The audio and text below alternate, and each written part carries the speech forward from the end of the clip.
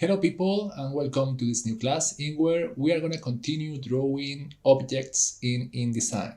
In the previous class we saw the pen tool, and in this class we will see this another tool. It starts with the rectangle tool, shortcut M key, but if I click and hold, we find the rectangle plus the ellipse and polygon tool. Furthermore, we will see this another tool. It is called the line tool. So let's start from the beginning. The rectangle tool.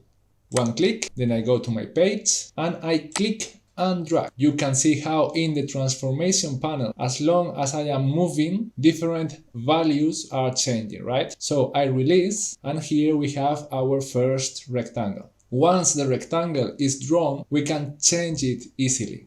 We can change the stroke. We can scroll up and scroll down with the mouse to make it faster. I can change the color, right? And I can even add a fill. It is interesting to mention here how every geometry, once selected, is surrounded by a kind of frame with different specific points. We have white points in the corners and in the middle points. We can modify these points, and then we are modifying the geometry as we already know. And then we have this blue point, this blue little box, to transform this object into an anchor object. We will see it in the future how to do this. And then finally we have this yellow little box. Thanks to this yellow box we will edit the corners easily. I will show you. Then one click on here, we have already 4 yellow boxes in the corners. Then we can click and drag, and let's say that we are kind of setting the size of the corners. The more we drag into the middle, the bigger is the corner. And furthermore, if we hold Alt while we click on the yellow box, then we are changing the shape of the corner. And then we start from the beginning again. I will click and drag, this time a small corner, then I hold Alt key and click on the yellow box, and InDesign offers us different possibilities. One click outside and we are done.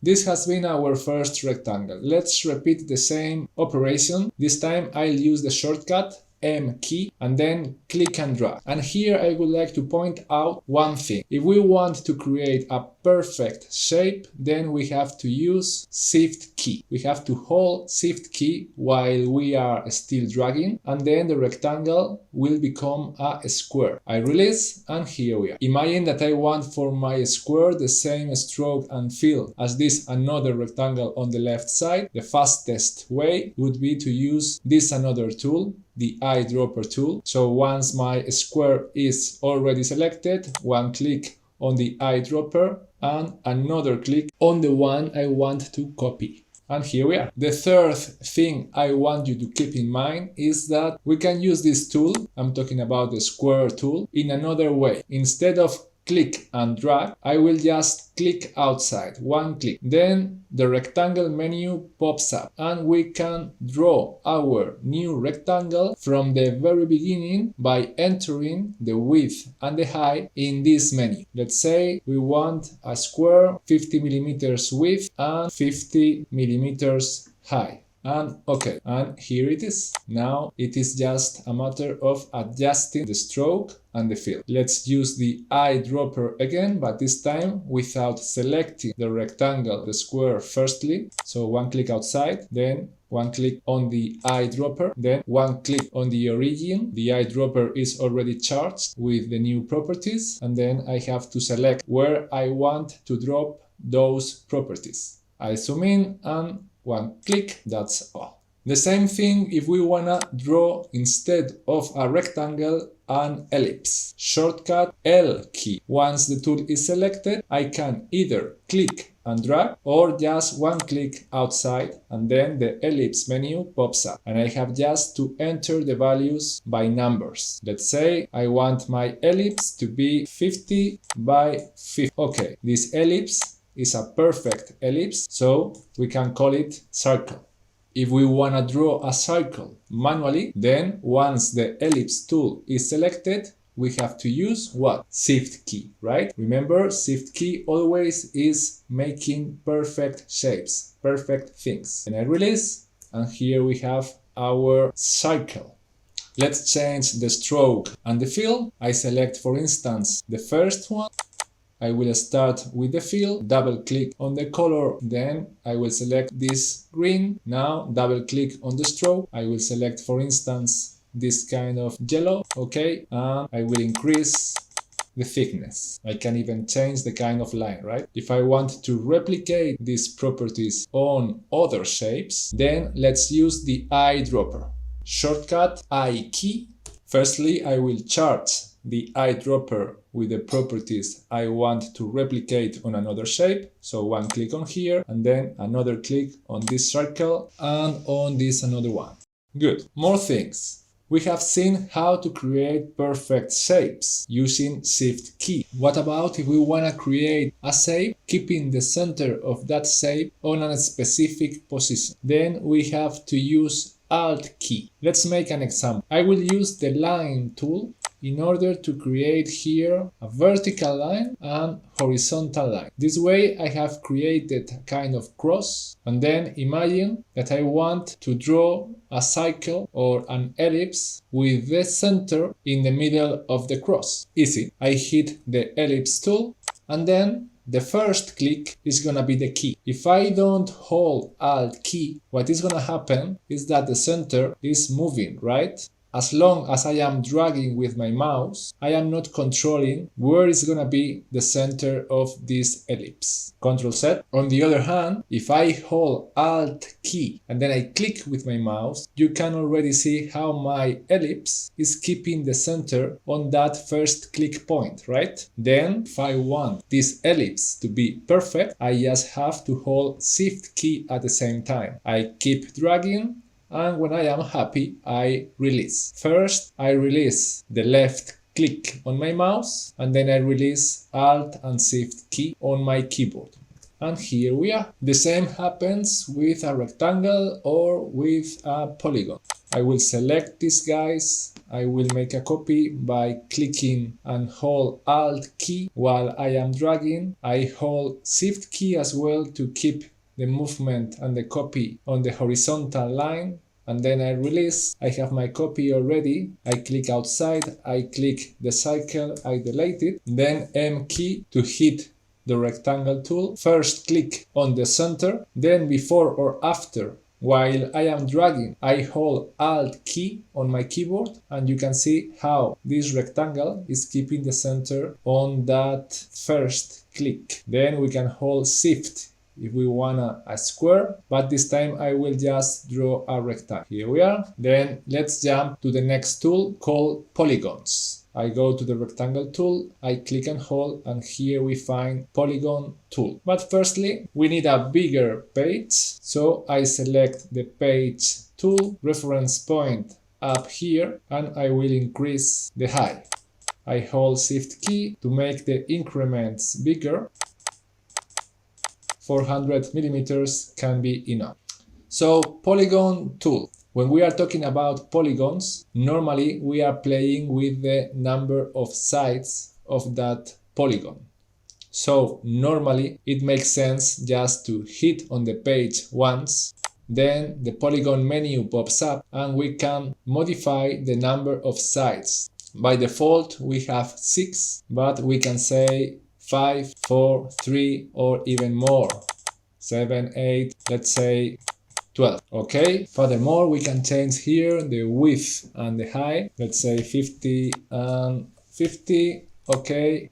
And here we have our polygon, right?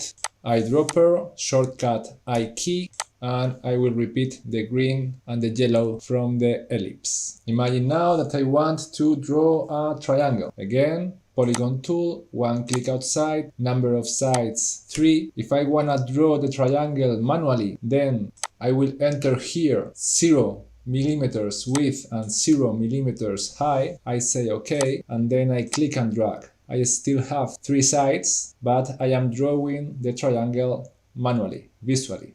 I release, and here we are. Again, eyedropper tool, and one click on here. Selection tool, and one click outside. I select my triangle, I can move it, I can edit it, the same as before. We didn't mention that we can modify our geometries using as well the direct selection tool, shortcut A key. Then we have access to the anchor points, right? I select this anchor point, supporting myself with the shift key in this case, and then I can move it and create free form shapes in a more creative ways. I can add, I can delete anchor points, I can convert corner points into soft points, and then this guy will be a curve. We have a class about how to use the direct selection tool, so I will not spend more time on this topic. Last thing I would like to point out about the polygon tool. If I hit it and I click once outside, you can see at the bottom this feature called Star Inset. This feature gives us the possibility to generate stars. Imagine I write down here 50%. Number of sides 5. Okay, then here we have our first star. Once it is drawn and selected, if I hit the polygon tool again and I click it twice, the menu pops up and I can modify from here the number of sides, let's say 7, and the start inset, let's say 100%. Okay, and look what happens. So again, double click, instead of 100%, let's say 90%. Okay, and then you can understand how this start inset concept works. It is talking about how this kind of inset is going into the center of the star. Let's change it again. Instead of 90%, 70%. Okay, I think that you have understood it correctly. Eyedropper tool, and here we are. Zoom out, and let's finish the class with another different tool. It is called Line tool. It is very easy. You only have to click and drag. This time we are working just with the stroke, so let's play with the stroke. 20 points, color black, and remember everything you learned about the stroke panel, because here is super useful. We can change the cap, we can change the weight, we can change the type of line, and we can make arrows in a very easy way just by expanding this menu and let's say circle here and curve arrow in the end. When everything is so big, we can change the scale and we can even link start and end arrowheads scales. So let's do it. The style line will be this one and the weight better this one, for instance. Anyways, let's hit again the line tool. This tool doesn't have its own menu, so if I just click on the page, the menu is not popping up. So the only way to use it is click and drag, and then the line is already drawn and we can edit it as we did before with the rest of the objects. I will change the color into black. Very easy. If we wanna draw more complex lines, more complex paths, then we have to use the pen tool. This tool is just for super basic lines. Now it is time to say goodbye, and I hope to see you in the next episode.